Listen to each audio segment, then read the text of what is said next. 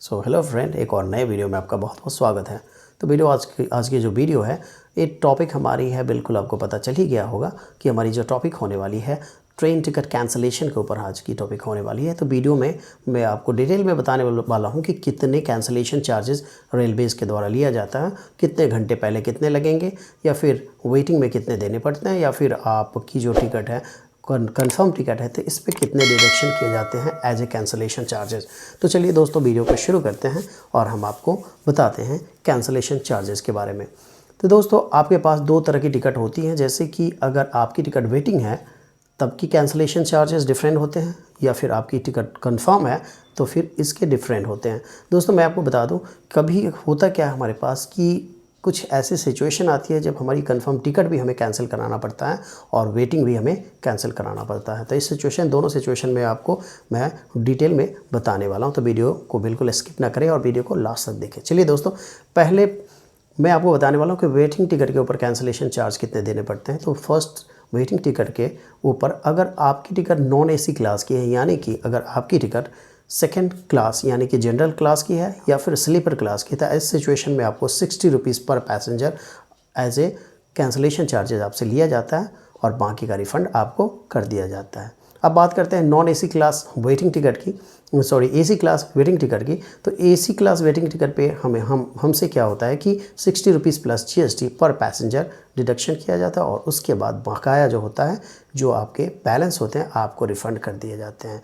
Refund का process मैं आपको बता दूं दोस्तों, जैसे अगर आपने अपनी टिकट काउंटर से किया हुआ है तो फिर आपको वहीं पे रिफ़ंड कर दिया जाएगा। अगर आपने अपनी टिकट ऑनलाइन आपने करी हुई है तो इस सिचुएशन में आपका जो अमाउंट है 2 से 4 वर्किंग डेज़ में आपके अकाउंट में क्रेडिट कर दिए जाते हैं। तो अब हम बात करते हैं दोस्तों, वेटिंग टिकट की तो बात हो गई, अब हम बात कर लेते हैं कंफर्म टिकट की। तो कंफर्म टिकट पे कैंसलेशन चार्जेस कितने देने पड़ते हैं। चलिए पॉइंट नंबर 1 की बात करते हैं कि कैंसलेशन चार्जेस।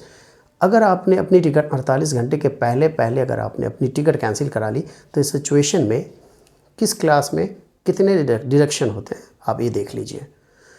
अगर आपने अपनी टिकट फर्स्ट क्लास की है और 48 घंटे से पहले फर्स्ट एसी की टिकट अगर आपने कैंसिल कराई तो इस सिचुएशन में कंफर्म टिकट के ऊपर 240 रुपये प्लस GST आपको देने पड़ते हैं। अगर आपकी टिकट सेकंड क्लास की है यानी कि सेकंड एसी की है तो इस सिचुएशन में 200 प्लस GST आपको देने पड़ेंगे। अगर थर्ड एसी की है तो आपको 180 रुपीज़ प्लस GST आपको देने पड़ेंगे। और अगर आपकी टिकट स्लीपर क्लास की है तो इस सिचुएशन में ऑन कन्फर्म टिकट आपको 120 रुपये देने पड़ते हैं। इसमें GST इंक्लूड नहीं है, यानी कि 120 रुपये फ्लैट आपको देने पड़ते हैं।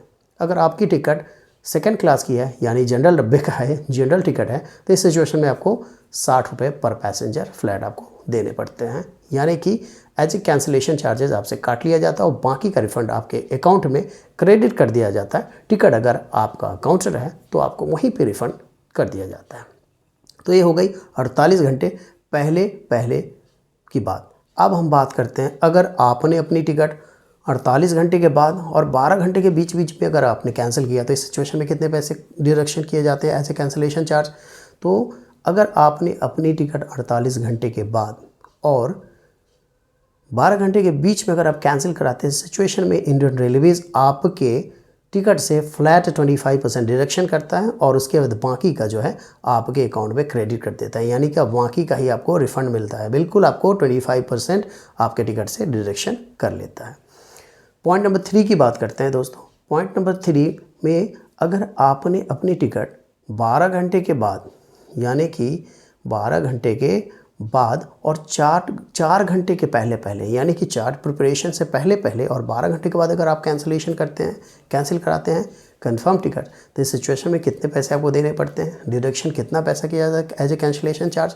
तो इस सिचुएशन में इंडियन रेलवेज़ आपके टिकट से फ्लैट 50% जो है डिडक्ट कर लेता है और बाकी का रिफ़ंड आपको कर देता है। आपको पता ही है कि रिफ़ंड का जो प्रोसेस होता है, काउंटर पे आपको रिफ़ंड हैंड टू हैंड कर दिया जाता है और ऑनलाइन अगर आपने टिकट ली है तो इस सिचुएशन में क्या होता है, आपका जो है रिफ़ंड 2 से 4 वर्किंग डेज़ में आपके अकाउंट में क्रेडिट कर दिए जाते हैं, जहां से आपने टिकट किया होता है। जिस अकाउंट से आपने अपनी टिकट किया होता है वहां पे आपके पैसे 2 से 4 वर्किंग डेज़ में क्रेडिट कर दिए जाते हैं।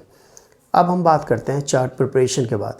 कभी क्या होता है हमारे माइंड में ये भी आता है कि चलो हम अपनी टिकट अभी भी कैंसिल कराते हैं और कुछ ना कुछ रिफ़ंड तो मिल जाएगा। तो ऑन कन्फर्म टिकट के ऊपर अगर हम अपनी टिकट चार्ट प्रिपरेशन के बाद यानी कि 4 घंटे के अंदर अंदर चार्ट बन गई है, उसके बाद अगर हम कैंसिल कराना चाहेंगे तो इस पे कितने रिफ़ंड मिलेंगे। तो अगर दोस्तों चार्ट प्रिपरेशन के बाद इंडियन रेलवेज़ के द्वारा जब हम अपनी कंफर्म टिकट को कैंसिल कराते हैं तो इस पर हमें 0 रिफ़ंड मिलता है, 1 रुपये भी हमें रिफ़ंड के तौर पे नहीं दिए जाते हैं। तो दोस्तों आशा करता हूँ वीडियो आपको बहुत ही इन्फॉर्मेटिव और नॉलेजेबल लगी होगी। अगर वीडियो अच्छी लगी तो कमेंट बॉक्स में बता दीजिए आप। मिलते हैं एक और इन्फॉर्मेटिव और नॉलेजेबल वीडियो के साथ, तब तक के लिए bye bye. Thank you, thanks for watching.